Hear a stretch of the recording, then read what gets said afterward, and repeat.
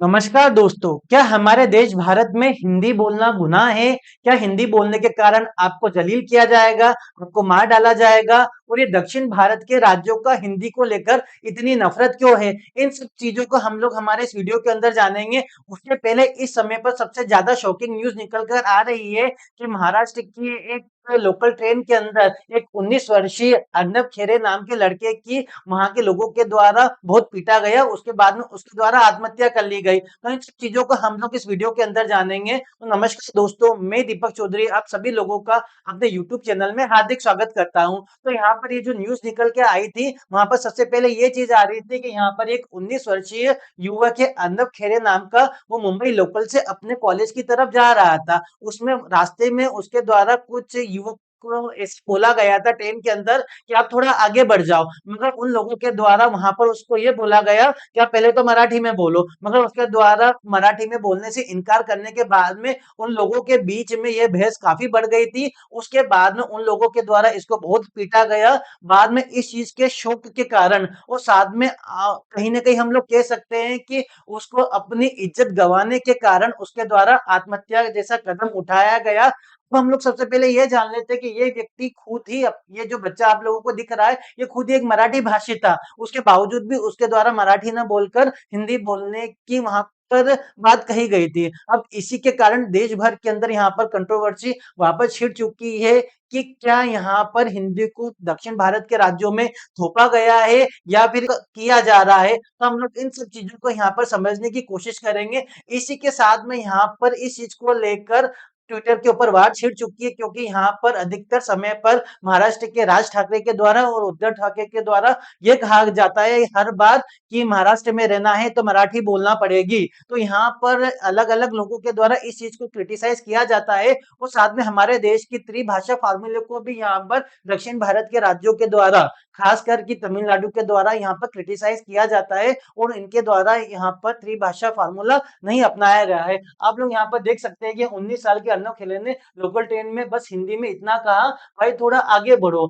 इसके बाद कुछ लोगों ने इसलिए पीटा क्योंकि वो हिंदी में बोल रहा था, जबकि अर्नब खेले खुद मराठी है। क्रांति कुमार काफी चर्चित लेखक है, यहाँ पर इनके द्वारा ये बात कही गई है। अर्नब ने सदमे सदमे में परीक्षा छोड़ दी, घर आए और अपनी जान ले ली। क्या थी सिर्फ एक मामूली सी लाइन, एक सामान्य सी भाषा और इतनी नफरत की एक नौजवान की जिंदगी खत्म हो गई। यह महाराष्ट्र की पहचान नहीं हो सकती है।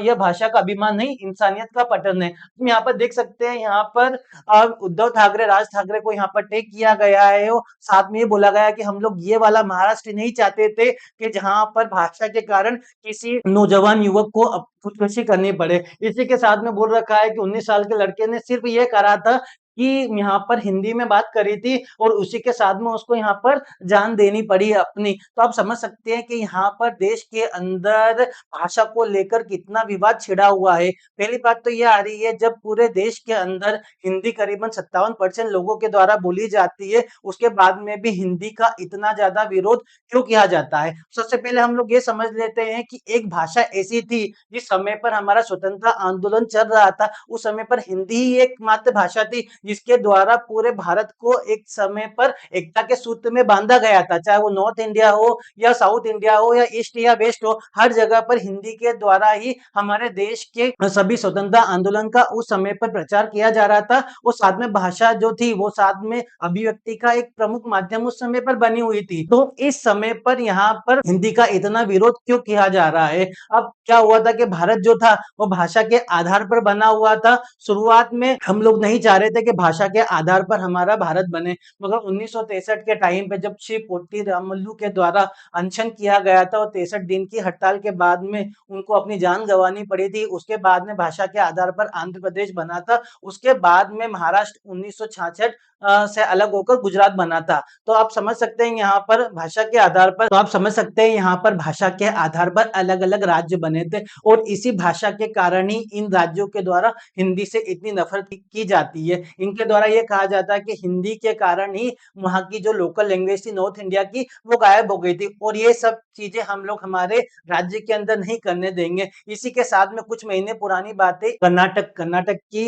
एसबीआई के मैनेजर के द्वारा ये बात कही गई थी कि मैं हिंदी में ही बात करूंगी। तो एक ग्राहक जो चाह रहा था वो चाह रहा था कि आप कन्नड़ में बात करें, तो उन्हें बोल दिया कि मैं हिंदी में ही बोलूंगी, आपको जो करना है वो कर लो। तो उसके बाद में ये इतना विवाद बढ़ चुका था कि इसके कारण इनका तबादला कर दिया गया था। उसके बाद में कर्नाटक के मुख्यमंत्री सिद्धरामैया जी के द्वारा ये कहा गया था कि बहुत ही शानदार कदम उठाया गया है। तो आप समझ सकते हैं कि यहाँ पर किस तरीके से भाषा के आधार पर राजनीति की जा रही है। कस्टमर बोलता है 1 मिनट रुको ये कर्नाटक है, बैंक मैनेजर बोलती है आपने मुझे नौकरी नहीं दी है, तो ग्राहक बोलता है यह कर्नाटक है मैडम, तो बैंक मैनेजर बोलता है तो यह भारत है। इसके बाद में ग्राहक बोलता है पहले कन्नड़ मैडम, बैंक मैनेजर बोलती है मैं आपसे कन्नड़ में नहीं बोलूंगी। ग्राहक बोलता है तो आप कभी कन्नड़ में बात नहीं करेंगे, बोले नहीं मैं हिंदी में ही बोलूंगी। तो इस तरह से जब ये विवाद बढ़ गया था, इसके बाद में इनका ट्रांसफर दूसरी जगह पे कर दिया गया था। इसी के साथ में आप देख सकते हैं कि सोनू निगम के द्वारा भी इसी तरह का एक्शन लिया गया था कि कन्नड़ में गाने को लेकर कुछ विवाद हुआ था। उन्होंने बोला था कि मैं कन्नड़ में नहीं गाऊंगा,